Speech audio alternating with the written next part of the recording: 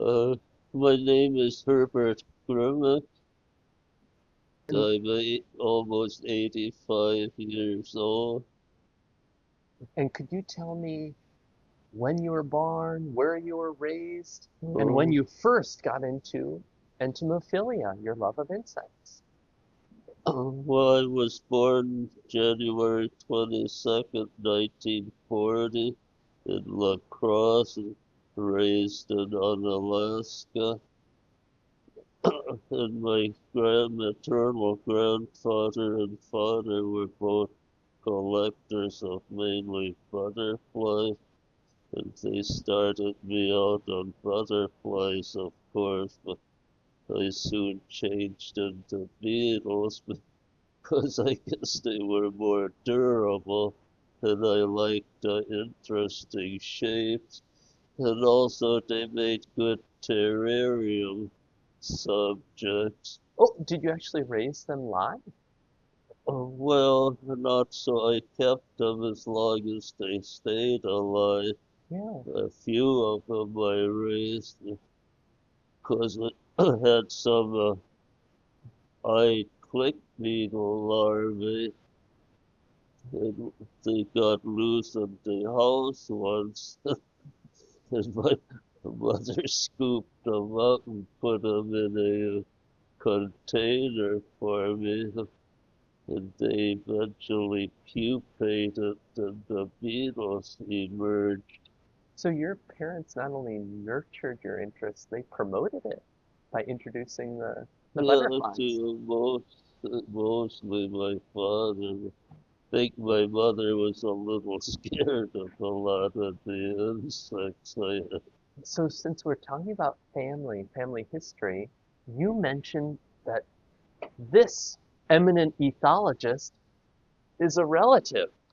Yeah, I think he's as far as I've been able to determine with my relatives in Germany, he's a cousin of my father. My father never talked much about his relatives. I think he was a little glad to get out of Germany at Mm. that time. Well, He migrated to the United States, I think 1929. uh, and I mean this is one historical figure in ethology I would have loved to have met because in my eye he did not only comprehensive work, but he did some of the most interesting and eccentric or quirky approaches to animal behavior studies. Really interesting person. He always had this little monkey or tarsier or something that he had with him sometimes. Really? And tell me a little bit more about growing up in Unalaska and what you would do in terms of blacklighting for insects or collecting insects.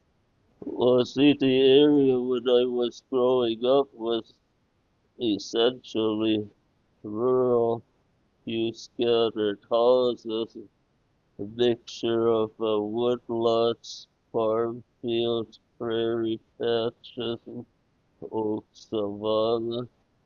It was a great place for insects because of the different habitats, the sandy farm roads which were populated by several species of tiger beetles.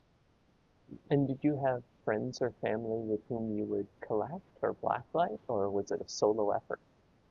Well, when I was young, I didn't have a black light. I Ah, just waited by the front door light. yeah.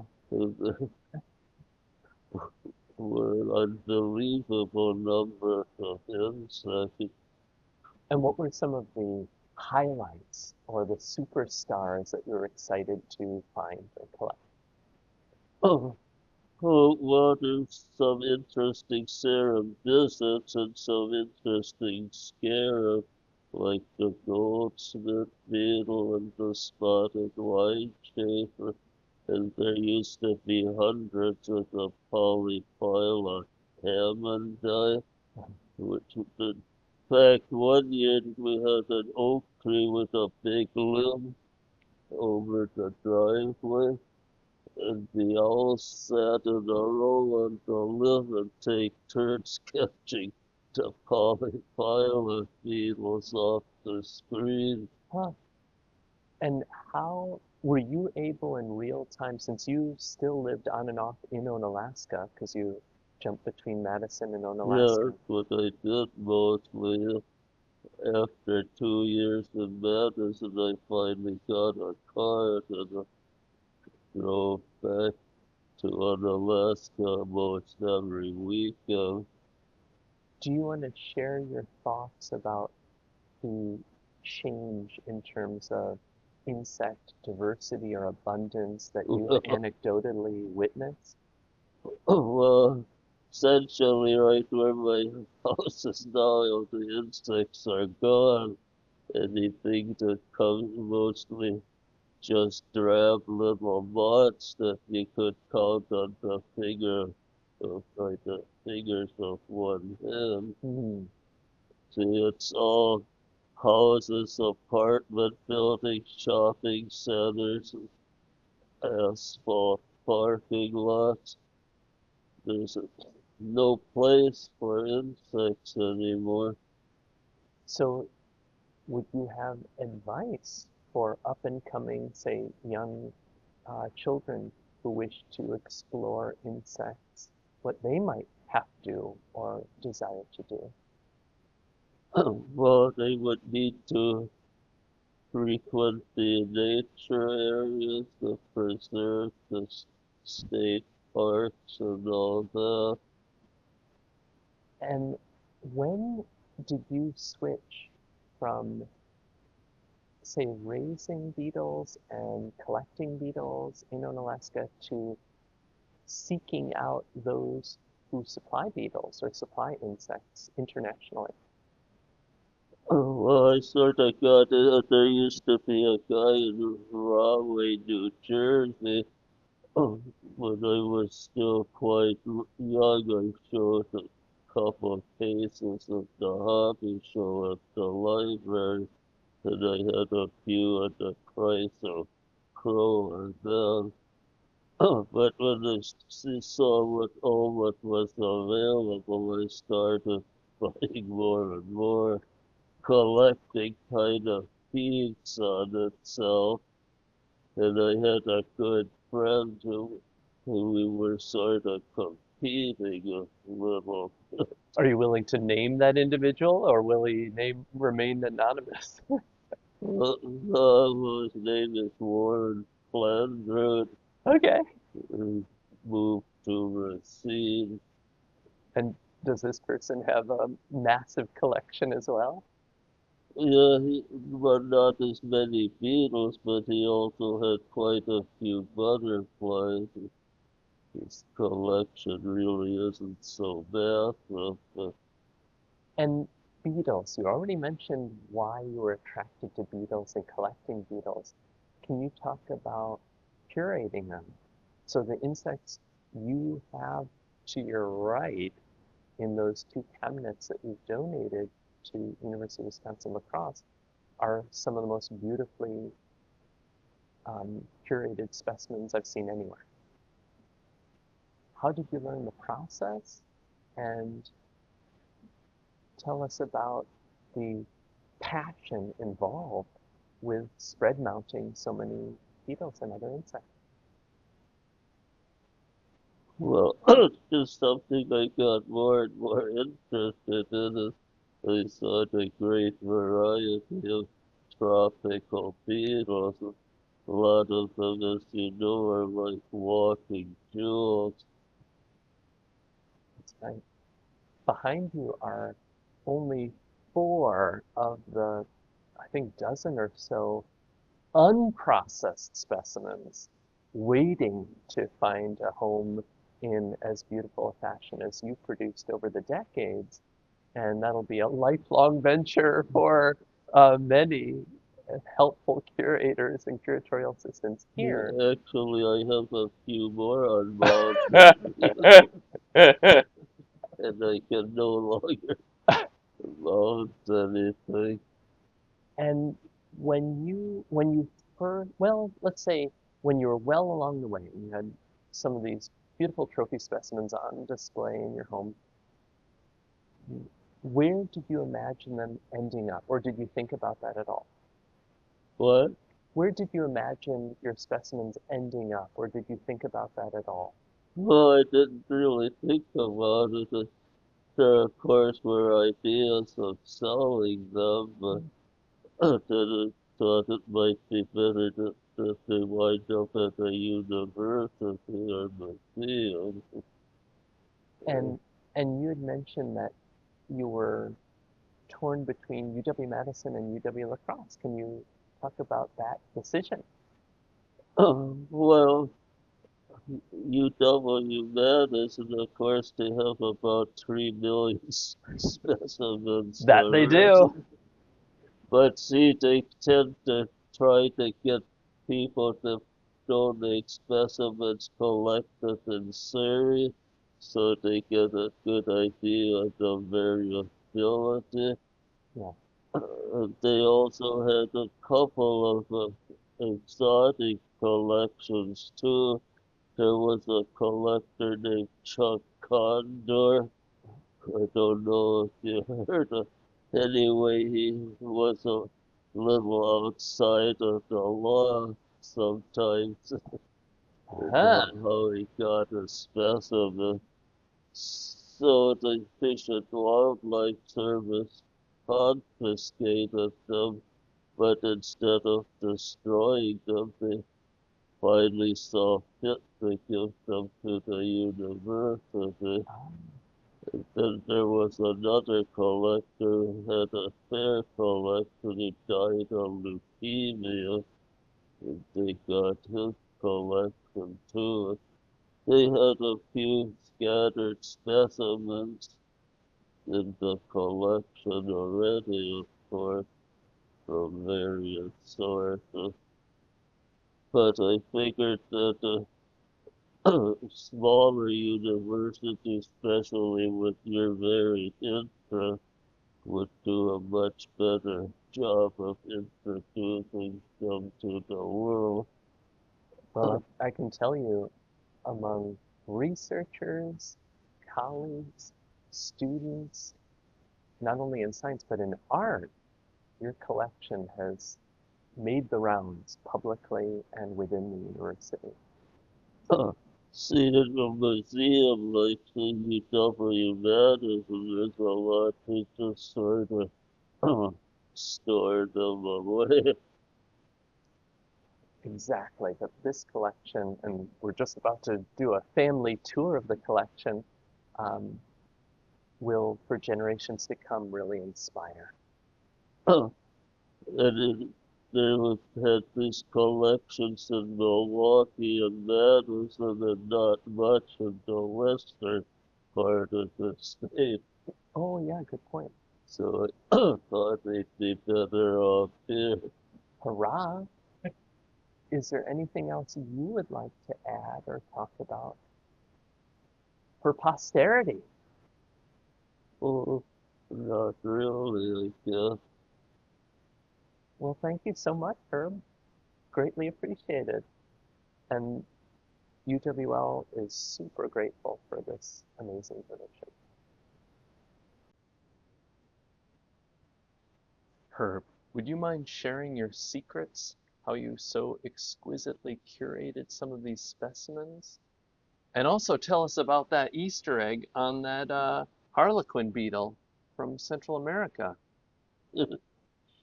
Well, these pseudo-scorpions, they kind of inhabit the space under the elytra of some of these larger beetles, and the beetles are often infested with mites, and the pseudoscorpion will feed on these mites. So you chose to glue it on the foreleg. Yeah, when I was mounting it, a few of them fell out of the beetle, so I just decided to And then glue that one and on. and how about that clever arrangement? Oh, the cicada killer.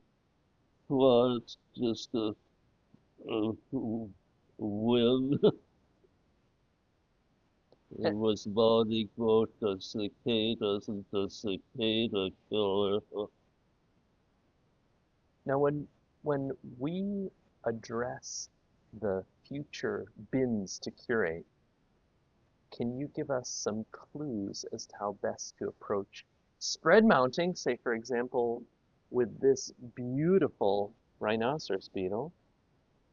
Well, it takes a lot of patience. First, you have to make sure you have one that relaxes nicely. Sometimes you can use 100 pins at different lengths to keep the legs in the places you want them to stay. And rehydration, how did you go about that and how did it vary depending on the specimen? Well, like I said before, I usually have Tupperware, preferably a glass bowl. Just put something dense on the bottom, saturate it with water, and put in some sort of a preservative like paradichlorobenzene. They also sell special mold inhibitors one can use. What were your favorite specimens to prepare? Most of those that the impressive ones like Cerambycis and Bufret, anything that relaxed nicely, so I didn't have to spend an hour trying to pin the legs in place. And did you explore any strange curatorial methods like caterpillar expansion or No, things like that? when I worked at the university, I would some blister beetles. I put them on the freeze dryer. Oh, really? So did that maintain the soft abdomens well? Well, yeah, trouble is a lot. See, it depends on the fast transfer and evaporation of the water. And this beetle is hard, of course, sometimes it wouldn't stay frozen, then the abdomen would greatly distend. And you mentioned placing certain beetles directly in water as long as they weren't seedy laden or hairy, right? And that worked really well? Yeah, that works great for some like stag beetles or anything kind of relatively crude like that. For how long would you leave them? That varied as long as it took to get them soft. So you'd check them every once in a while and push a leg, and if it was soft You enough, try moving a leg and see if it's relaxed yet. right? Usually faster than in a relaxing jar. Putting them in the big drink. One just has to use one's judgment. You can ruin specimens by doing it wrong. That's true of relaxing jars also. I occasionally had some in there for a month and it never Wow, really? And relaxed. it never relaxed. Wow. And Some people, you can in fact, there's a special relaxing fluid. Some people, they finally injected the legs with this to soften them. oh, you never heard that. Wow. Especially if they were killed with cyanide or ether or something, they tend to get very brittle. Hmm. Sometimes never relax. And did you ever find out from the dealers around the world if they were farm raised, wild caught, Well, how they prepared the specimens? well, some are farm raised. They usually indicated that in their price list. Like this rainbow stag beetle from Australia. All those were farm raised. Ah, and others wild caught. Some were wild caught. Would they talk about how they, for example, you mentioned that cyanide-filled insects would stiffen them or make them relatively It rigid. cross-links the protein. Did any seller indicate how insects were killed so that you would know how better to prepare them? No, not really. Okay. They were in the business selling insects at any price. Well, I want to thank you, for one, for taking the time to so exquisitely, aesthetically mount your specimens, because this is a treasure you won't find in your average insect collection. So you had a There's great still a passion. few butterflies my father mounted hanging on the wall. He thought he was a tool and die maker, so they were mounted perfectly in line. Eye for perfection and passed down to Herb Grimek. Fun. Well, thank you so much.